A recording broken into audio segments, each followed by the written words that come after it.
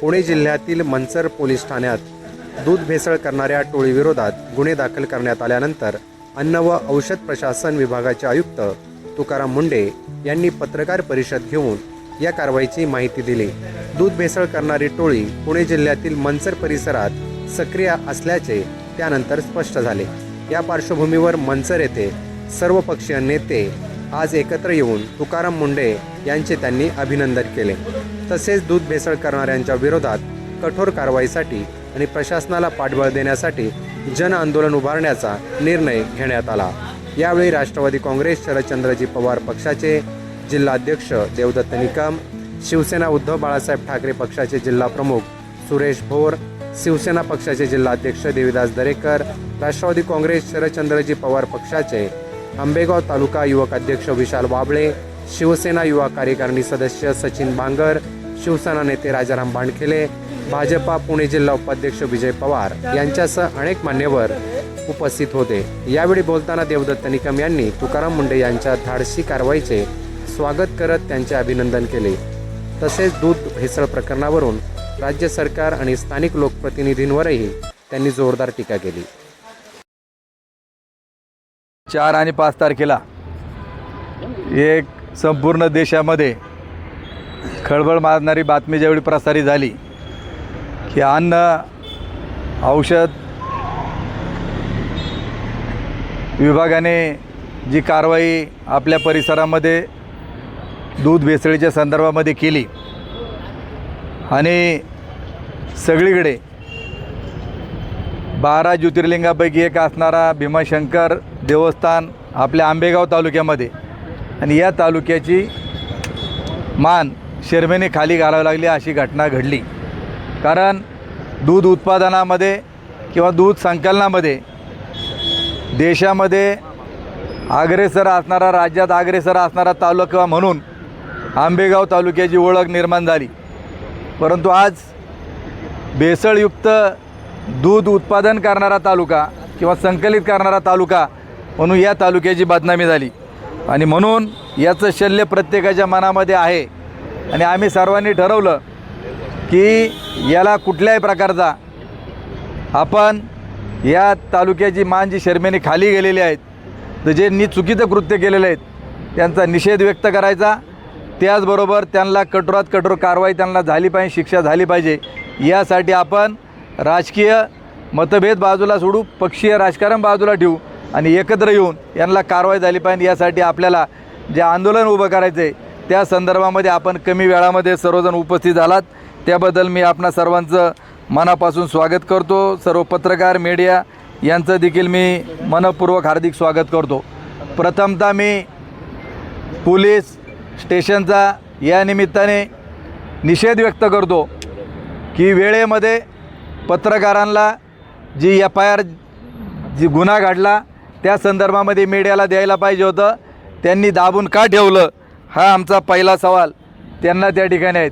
आणि मला सांगायचं आहे की ज्याप्रमाणे तुकाराम मुंढे साहेब आयुक्त म्हणून या विभागाचं FDAची त्यांनी सूत्र हातामध्ये घेतली, निपक्षपातीपणे माझं काही होईल परंतु मी गोरगरिबांना विष त्या ठिकाणी जे खाल्लं जाते, पाजलं जाते त्याच्यापासून मुक्त केल्याशिवाय राहणार नाही। त्याबद्दल आपण सर्वजण मुंढे साहेबांचं टाळ्यांच्या गजरामध्ये या ठिकाणी हार्दिक स्वागत करतो। की मुंढे साहेबांनी काल प्रेस घेतली, याच्यातल्या बहुतेकांनी ते ऐकलं असेल, त्यामुळं मला त्याच्या खोलामध्ये जायचं अजिबात नाही। परंतु एक गोष्ट मला आवर्जून आठवण करून द्यायची की ऑगस्ट 2024मध्ये देखील या तालुक्यामध्ये अशी घटना घडली की आदिवासी प्रकल्प विभागामार्फत आदिवासी आश्रमशाळामधील मुलांना सुगंधी दूध दिलं जायचं आणि ते दूध एक वारणाच्या मार्फत आणि दुसरं पराग मिल्क गोवर्धनच्या मार्फत त्याचं टेंडर केलं गेलं आणि 146 रुपये लिटरने त्यावेळी ते दूध दिलं गेलं या आश्रमशाळेतील मुलांना। मग तिथं वेगवेगळ्या बिरसा ब्रिगेड असेल किंवा अन्य वेगवेगळ्या संघटना आहेत, त्यांनी ज्यावेळी दुधामध्ये आळ्या सापडल्या ह्या पहिल्यांदा गोष्टी निदर्शनास त्या ठिकाणी आणल्या आणि त्या संदर्भामध्ये आपण सर्वजण की या दुधामध्ये सापडलेल्या आळ्यांच्या संदर्भामध्ये उत्पादक असेल किंवा जे कोणी दोषी असतील त्यांच्यावर कठोर कारवाई झाली पाहिजे यासाठी आंदोलन केलं। माझ्याकडे याच्यामध्ये सगळं पत्रव्यवहार आहेत बातम्या देखील त्यावेळी सकाळला देखील प्रसारित झाली होती. त्याचबरोबर प्रभातला देखील संतोषराव मोठी बातमी आली होती की बदनामी करणाऱ्यांच्या विरोधात आबरू नुकसानीचा दावा, आणि त्याच्यामध्ये प्रवीण पारधी माझं देखील नाव होतं, अन्य काहींचं देखील नाव त्याच्यामध्ये होतं. परंतु ज्यावेळी नोटीस 13 ऑगस्टला वकिलामार्फत मला पाठवली 100 कोटीचा आबरू नुकसानीचा, की कंपनीचे vice chairman Sanjay Mishra, Parag milk and milk products यांनी दिली, तर त्याच्यामध्ये प्रवीण पारधी यांचं नाव त्या ठिकाणी वगळलं. राजकारण वेगळं आहे. मला तर नोटीस मिळाली, अजून कोणाला मिळाली माहीत नाही, त्याबाबत मी त्याचा खुलासा केला. पण ज्या प्रवीण पारधींनी ही गोष्ट उघडकीस आणली, आज त्यांची बायको तिकडं जाऊन या तालुक्याच्या कोण आहेत, काय नाव आहे त्यांचं, हां ज्योती प्रवीण पारधी, आज तिकडं आहेत. म्हणजे वॉशिंग मशीनच आज सध्या या तालुक्यामध्ये सत्ताधाऱ्यांकडे आहे का त्यांच्याकडे गेलं का सगळं पवित्र. याच्यामध्ये मी शॉर्टमध्ये तुम्हाला आपणा सर्वांना याच्या संदर्भामध्ये माहिती ही दिलेली आहे. आता ते पुढं येईल टप्प्याने. आता मुंडे साहेबांनी जी माहिती दिली त्याच्यात खोलामध्ये न जाता 7 जिल्ह्यांचा आहे, त्याच्यात आपला पुणे जिल्हा देखील आहे. परंतु सर्वात वाईट एका घटनेचं वाटतं की राजाभाऊंनी उल्लेख केला की मंचरचा उल्लेख प्रामुख्याने त्याच्यामध्ये होतं आहे. मी म्हणतो मंचर असू, अवसरी असू, नाही तर आमचं नागापूर असू, सगळ्यात मोठी बदनामी हा तालुका मी सांगितलं की देवभूमी म्हणून भीमाशंकरची ही भूमी, आणि या भूमीचं ज्यावेळी बदनामी होती याचे चांगले वाईट परिणाम आपल्याला सगळ्यांना भोगावे त्या ठिकाणी लागतील. आज जे 14 कंपन्या त्याच्यामध्ये आहेत, डेऱ्या आहेत, त्याच्यापैकी आपल्या इथल्या ज्या आहेत नवकार डिस्ट्रीब्युटर, अवसरी बुद्रुक, पीरसाई मिल्क, अवसरी, त्याच्यानंतर श्रीराम डेअरी पिंपळगाव, त्याचबरोबर सह्याद्री डेअरी कवठे एम ह्या आपल्या भागातील आहेत. बाकी अन्य तालुक्यामधल्या आहेत. याची देखील आपण सर्वांनी नोंद घ्यावी, हे देखील मी या निमित्ताने आपणा सर्वांना सांगतो. माझं आता म्हणणं आहे की या संदर्भामध्ये आपल्याला काही गोष्टी मी मुद्द्यावरती आपणा सर्वांना सांगू इच्छितो की हा जो खेळ आहे की हा नागरिकांच्या जीवाशी खेळ आहेत. लहान मुलांपासून मोठ्यांपासून याच्यातून आपल्याला सर्व मुक्त आपल्याला सर्वांना करायचे. हे सर्व भेसळयुक्त दूध कोणाला पुरवलं जायचं, कोण गोळा करायचं, हे देखील याच्यामधून निष्पन्न होईल. मुंडे साहेबांनी सांगितलं गेले 1 महिना आम्ही जवळपास याच्यावरती अभ्यास करतो आहे आणि आम्ही याच्या मुळापर्यंत आम्ही जाणार आहोत. त्याबद्दल त्यांना मनापासून धन्यवाद देतो. मग भेसळयुक्त दूध असूनही तुम्ही का ते स्वीकारत होता मोठाले दूध संस्थांवाले, प्लॅन्टवाले, हा एक आपला सर्वात मोठा सवाल आहे. गाव पातळीवर ज्यावेळी आपण दूध घेत असतो त्यावेळी जो टेस्टर असतो तो त्याचा लॅक्टो पाहतो, त्याचबरोबर त्याचं फॅट मशीनमध्ये पाहिलं जातं आणि आंबूस आहे का नाही हे ते दुधामध्ये त्या ठिकाणी दूध तोंडामध्ये टाकून तो त्याची टेस्ट घेतो. मग ही यंत्रणा तुमच्याकडे नाही का, हा देखील आमचा त्यांना सवाल आहे. त्याचबरोबर आपला जो परिसर आहे, सुरेश भाऊंनी उल्लेख केला की जुन्नर, आंबेगाव आणि शिरूर हे कॅन्सरचं मोठं हब म्हणून या ठिकाणी पाहिलं जातं.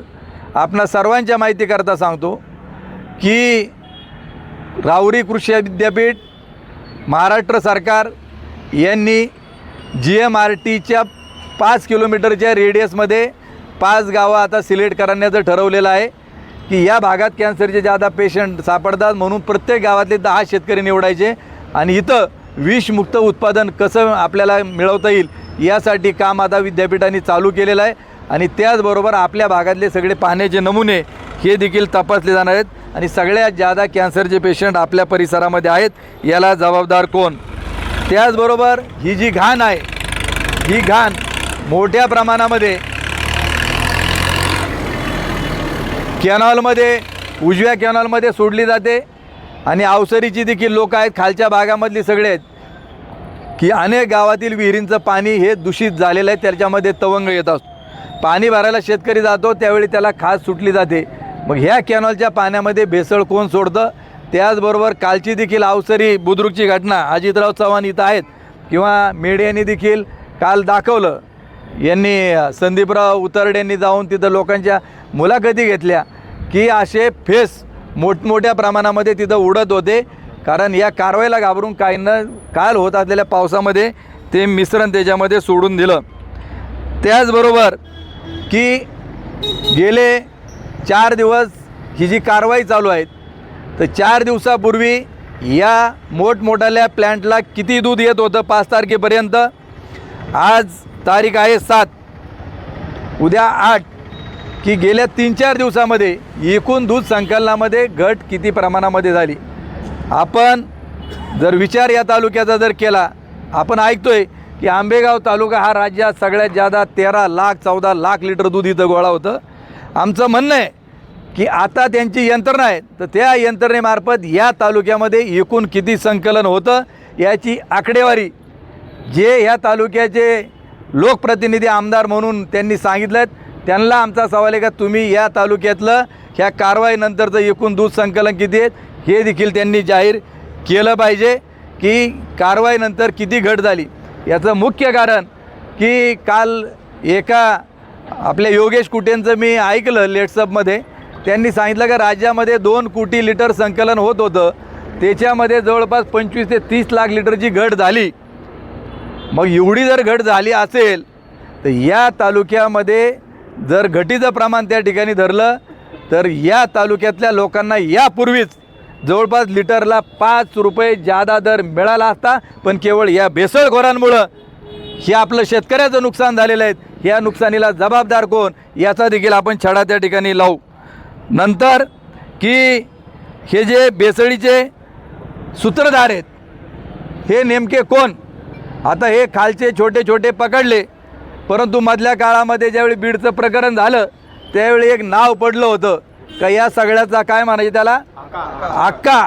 तर आमचं म्हणणं आहे का या दुधाच्या भेसळीचा अक्का कोण, आणि कुठल्याही परिस्थितीमध्ये हा भेसळीचा गोवर्धन बुडवल्याशिवाय आपण तो किती मोठा बादशाह असू त्याला गाडल्याशिवाय राहायचं नाही. यासाठी आपल्याला काम या नजीकच्या काळामध्ये त्या ठिकाणी करायचं आहे. आणि म्हणून यांना सगळ्यांना कुणीतरी संरक्षण देते म्हणून ते एवढ्या प्रकारे डिरिंग त्या ठिकाणी करतात. आणि ह्या सगळ्या टोळीचा प्रमुख अलीबाबा याला देखील आपल्याला त्या ठिकाणी लोकांच्या समोर उघडं केल्याशिवाय आपण थांबणार नाहीत, हे देखील या निमित्ताने स्पष्टपणे सांगतो. आता काल एक वाणी साहेबांनी एक बाईट घेतली होती आणि त्या बाईटमध्ये त्यांनी या तालुक्यातल्या दूध संघाला ज्यांना आपण निवडून दिलं, विष्णू धर्माजी हिंगे, गेले जवळपास कॉल रेकॉर्डिंग तर सुरेशरावांनी प्रसारित केलं की कॉल रेकॉर्डिंग त्यांनी ज्यावेळी व्हायरल केलं त्यावेळी त्यांना विचारलं का सुशांत हिंगे तुमचा कोण, ते म्हणले ते काय नाही आमच्या भावकीतलं आहे. आज कोण नाही लागत भावकीतलं आहे. अरे ज्या बापाने तुम्हाला सख्या 5 भावांना जन्म दिला त्यांची नावं आमच्याकडे आहेत की ज्ञानेश्वर धर्माजी हिंगे, बबनराव धर्माजी हिंगे, गोविंदराव धर्माजी हिंगे, विष्णू धर्माजी हिंगे आणि स्वर्गीय बाबासाहेब धर्माजी हिंगे. ही सख्खी 5 भावंड आहे का अवसरवालं कोणी, कारण आम्ही देखील सुरुवातीपासून एकत्रितरित्या काम केलं आहे, त्यामुळे आम्हाला सगळ्या कुंडल्या सगळ्यांच्या माहिती आहेत. आमचं जसं सगळं माहिती आहे तसं तुमचं देखील आम्हा सर्वांना त्या ठिकाणी माहिती आहेत की कोण कुठं राहतो, काय धंदा करतो. आणि बबनराव धर्माजी हिंगे यांना 2 मुलं प्रशांत आणि सुशांत. मग प्रशांत ह्या विष्णू हिंग्यांचा कोण झाला, म्हणजे सक्का का भावकीतला झाला. मग पहिल्यांदा की ज्या तालुक्याचा प्रतिनिधी म्हणून त्यांना निवडून दिलं, ज्या मतदारांनी त्यांना जिल्हा परिषदला निवडून दिलं आणि गेले अनेक वर्ष राष्ट्रवादी काँग्रेस पक्ष अजित पवार गटाचे ते त्यावेळी ओरिजिनल पक्षाचे आता नंतरच्या त्या पक्षाचे अध्यक्ष आहेत, यांनी किमान अरे तुम्ही तुमच्या कुटुंबातल्या माणसांना जर तुम्ही त्या ठिकाणी मानत नाहीत तर ज्या लोकांनी निवडून दिलं त्यांची तुम्ही खरी सेवा करणार आहात का. ज्या दूध संघाचं तुम्ही प्रतिनिधित्व या तालुक्यातून करता त्याच्यामध्ये तुमचा संबंध आहे की नाही हे नजीकचा काळ निश्चित त्या ठिकाणी केल्याशिवाय राहणार नाही, हे देखील मला या निमित्ताने सांगायचं आहे. कारण प्रशांत आणि सुशांत तुम्ही संघामध्ये असताना यांना ठेकेदारी दिली का नाही दिली, काही कॉन्ट्रॅक्ट दिली का नाही दिली, हे देखील नजीकच्या काळात रेकॉर्डनिशी आपल्याला पाहायला मिळेल. कारण डी के वळसे पाटील पत्रकार आहेत, ते देखील अवसरी कात्र जिल्हा दूध संघात त्यांनी देखील नोकरी केलेली आहे, त्यामुळं त्यांना देखील याच्यातलं बऱ्यापैकी काही ना काहीतरी माहिती त्या ठिकाणी असेल. हां, आमचं देखील दूध तपासायला ते येत होते, म्हणून आम्ही 91 सालापासून आहेत. आणि मग जर तुमचा तो सक्का पुतण्या असताना तुमचा जर काही संबंध नाही तर तुम्ही लगेच नाकारलं का? एखाद्या वेळी म्हटले असते जर तो दोषी असेल, माझा पुतण्या आहे, पण तो फासावर गेला तरी चालेल, परंतु योग्य कारवाई झाली नाही, झाली पाहिजेत, म्हणून आम्ही त्यांचा देखील पहिल्यांदा निषेध त्या ठिकाणी करतो. नंबर म्हणजे आता असं आहे, एकदा खोटं बोलायला सुरुवात केली का ते 1000 वेळा कुठं ना कुठं तरी ते खोटं बोलल्याशिवाय पुढं राहत नाहीत. दुसरा आरोपी या तालुक्यातला म्हणजे कुठलाही ओरिजिनल काय माहीत नाही, लोढा, संदीप लोढा, की संदीप लोढा हा 2005 सालामध्ये त्याच्यावरती FIR झालेली होती, कोर्टामध्ये केस दाखल झाली होती. परंतु जसं मी मगाशी सांगितलं की आम्ही आळ्या भेसळीचं प्रकरण कसं दाबलं गेलं, क्लीन चिट देण्यात आली, तशी त्याला देखील 2011ला त्या केसचा निकाल लागला, त्याच्यामधून त्याला निर्दोष सोडण्यात आलं. मग हा जर आरोपी तुम्हाला माहीत आहेत, तुम्ही जिल्हा दूध संघाचे जर प्रतिनिधी या तालुक्यातले आहात, तर तो तुमच्या गाडी 24 तास कसा काय अवसरी दूध शीतकरण केंद्रावरती जे गेस्ट आहेत तिथं तुमचा मुक्काम असतो, आणि हा लोढा रोज तिथं असतो, तुमच्या ऑफिसमध्ये त्या ठिकाणी असतो. एक जर पुतणे आहे, तुमचा पुतण्या असेल, हा संदीप लोढा असेल, यांच्याशी तुमचे संबंध काय आहेत हे देखील त्यांनी जाहीर केलं पाहिजे, हे देखील आमची मागणी आहे.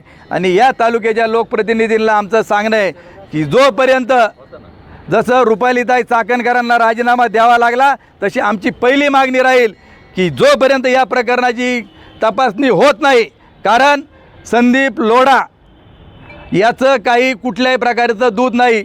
मग कात्रजचा प्लॅन्ट हा शासकीय असताना, सहकारी असताना तो तिथं कसा काय जातो, ही नैतिक जबाबदारी विष्णू हिंगेची आहे, म्हणून त्याचा राजीनामा कुठल्या पहिला घेतला पाहिजे, ही आमची त्या ठिकाणी मागणी असेल. आणि त्यांना झेडपी असेल, दूध संघ असेल, पक्षाच्या वतीनं ते निवडून गेलेत, त्यांनी सांगावून पक्षाच्या अध्यक्षपदावरून देखील त्यांना त्या ठिकाणी दूर केलं पाहिजे. यांचे शिड्यार देखील काढलेले पाहिजेत, आणि सगळे CCTV गेले 1 महिन्यातले किंवा जेवढं रेकॉर्ड पोलिसांना मिळेल, कात्रज संघाचं असेल, विष्णू हिंगेंच्या डिग्रीचं असेल, ते त्या ठिकाणी तपासलं गेलं पाहिजे. पुढचा आमचा विषय आहे की आज तुम्ही आमदार म्हणून या तालुक्यातून निवडून गेलेला आहात, एक लोकप्रतिनिधी म्हणून तुमची एक जबाबदारी त्या ठिकाणी आहे की विधानसभेचं अधिवेशन चालू आहेत, त्यांनी कुठल्याही परिस्थितीमध्ये माझ्या मतदारसंघामध्ये हे जे काय घडलं हे अत्यंत दुर्दैवी घडलं, वाईट घडलं, लोकांच्या जीविताची खेळ आला, शेतकऱ्यांचं लाखो कोटीचं नुकसान झालं, म्हणून त्यांनी हा प्रश्न विधानसभेमध्ये उपस्थित करून त्याच्यावरती आवाज उठवला पाहिजे, ही देखील आपली सगळ्यांची मागणी ही या तालुक्याच्या आमदारांकडे त्या ठिकाणी राहणार आहेत. नंबर 2 की जर कुठलंही काम मंजूर झालं, हे मी केलं, आता सत्तेमध्ये 3 पक्ष आहेत, इथं भाजप आहेत, त्याचप्रमाणे शिवसेना, शिंदे गट आहेत, आणि राष्ट्रवादी काँग्रेस अजितदादांचे आहेत, पण त्यांच्या पार्टीत इथं काय मला कोणी दिसत नाहीत. तुम्ही सत्तेतले 2 पक्ष इथं आलात, तुम्हाला मनापासून धन्यवाद द्यायचे आहेत की काही कामं तुमच्याही नेत्यांनी पक्षाकडून या तालुक्यात विजयराव त्याचप्रमाणे देवीदासजी मंजूर झाले असतील, पण इथं काही मंजूर झालं का हे माझ्याच पत्रांनी झालं, लगेच ते पब्लिश करायचं की सगळं श्रेय या तालुक्याचे आमदार जर घेत असतील. आमच्या आमदारांना विनंती अशा प्रकारची राहील की तुम्ही या तालुक्याचे आमदार म्हणून तुम्ही राज्याचे मुख्यमंत्री, त्याचप्रमाणे अन्न FDAचे आयुक्त तुकारामजी मुंडे यांना पत्र त्या ठिकाणी द्यावं की याच्यातला माझा कोणी कितीही जवळचा असला, नात्यातला जरी त्या ठिकाणी असेल, तर त्याच्यावर कठोरातली कठोर कारवाई करा, ही विधानसभेत आणि लेखी पत्र त्यांनी द्यावं आणि ते मीडियाला पब्लिश त्या ठिकाणी करावं, ही देखील आमची मागणी या निमित्ताने राहणार आहे. आता याच्यातली काही नावं मी तुम्हाला सांगतो की वैभव हांडे जो आरोपी आहे, तो देखील इथल्या राजकीय नेत्याचा जवळचा नातेवाईक त्या ठिकाणी आहे, याची देखील आपण माहिती घ्या, कारण बऱ्याच जणांचे पत्ते इथले दाखवलेले आहेत. तो उमरज नंबर 2चा आहे पलीकडचा, शुभम वाळूंज हा पोंदेवाडीचा आहे, मनसर दाखवले राजाभाऊ, त्यामुळं राजाभाऊला दुःख होणं साहजिक आहे का आपलं गाव जादा टार्गेट त्या ठिकाणी होतं आहे.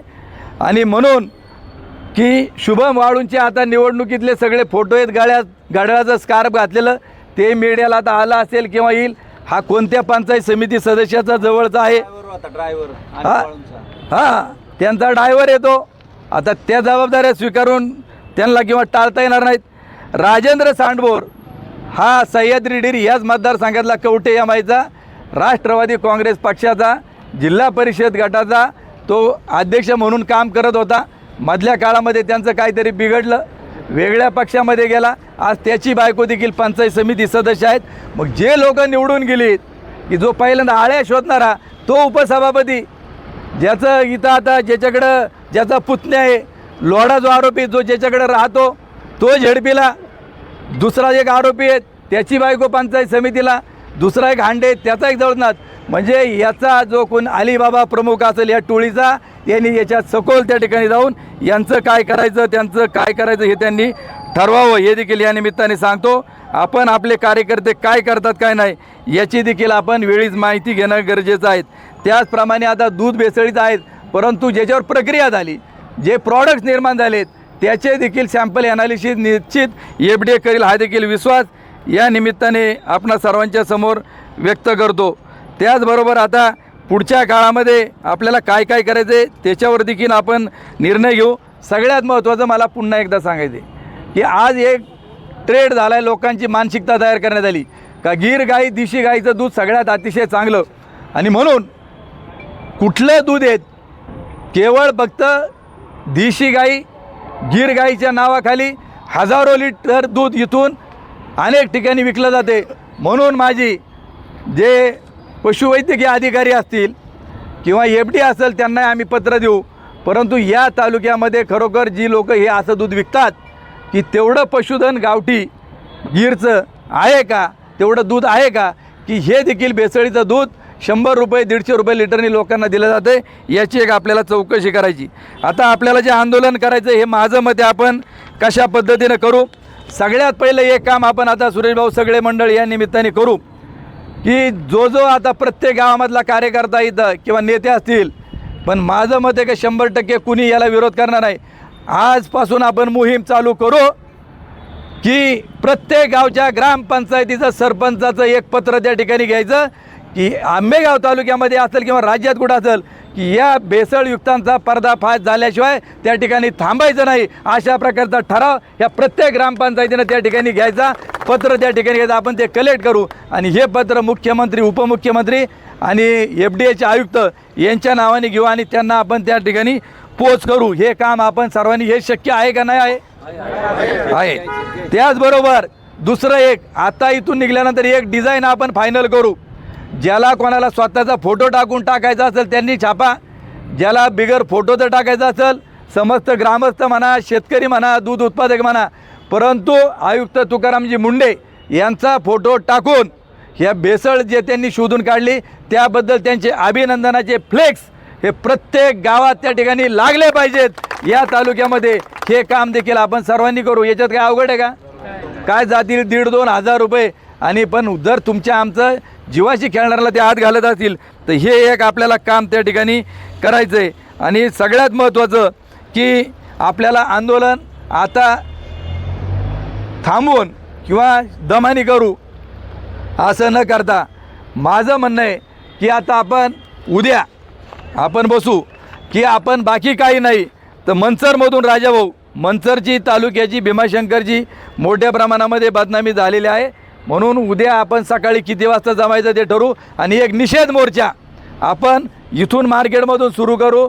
आणि कसा आपला ठरवायचं आहे, आपले नगरसेवक आहेत बानकिले साहेब वसंतराव, मंचरमधून काढू आणि शिवाजी चौकामध्ये तिथं एक आपण निषेध व्यक्त त्या ठिकाणी करू. परंतु याच्यात वेळ न लावता उद्या सकाळी किती वाजता आपण गोळा व्हायचं हे ठरवा. 11 वाजता 12 वाजता नाही का, जरा दिंड्यांचं काही प्रस्थान आहेत. 11 जर ठेवलं तरी लोक 11:30 पर्यंत सगळं उरकून 11 किती वाजता सांगा सगळ्यांनी शेतकऱ्यांनी येऊ.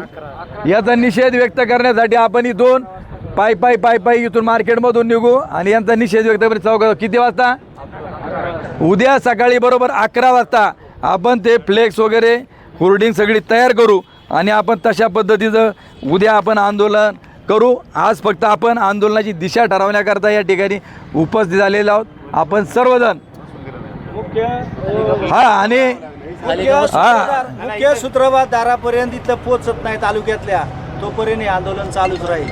नाही ते मुख्य आका नाही आता मुंडे साहेबांनी याच्या सांगितलं त्याच्यात मोठ्याल्या 2 डेरे आहेत, त्यामुळं त्याच्यापर्यंत ते जाणार आहेत. तो कारवाईचा भाग आहेत.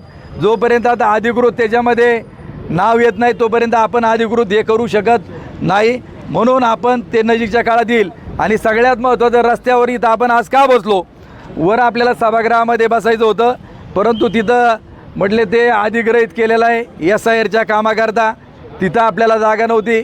मग इथं मंतरचं आपलं मिटिंग हॉल इथं एक आहे, तिथं अनेक मिटिंगा होत असतात पक्षाच्या याच्या त्याच्या, आपल्या सगळ्यांना माहिती आहेत.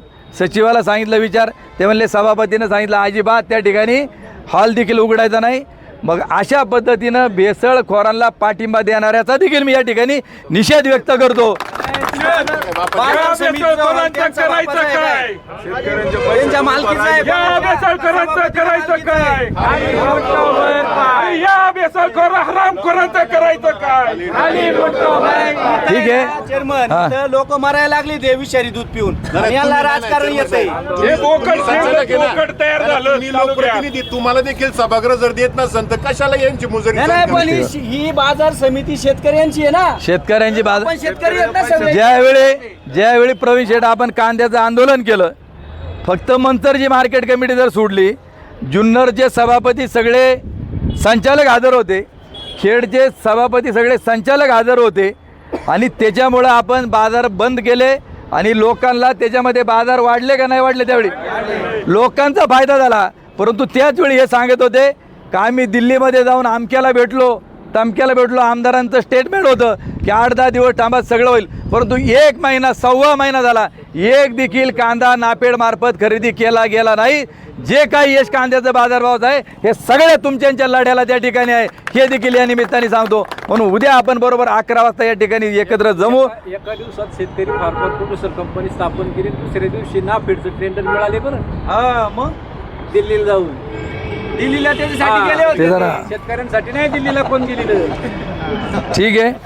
पुन्हा एकदा सर्व पत्रकार आपल्या सर्वांचं मनापासून धन्यवाद देतो, आभार देखील मानतो. आणि यानंतर फेसबुकला आमचे पेज लाईक करा आणि आमचा युट्यूब चॅनेल सबस्क्राईब करा. वास्तव मराठी.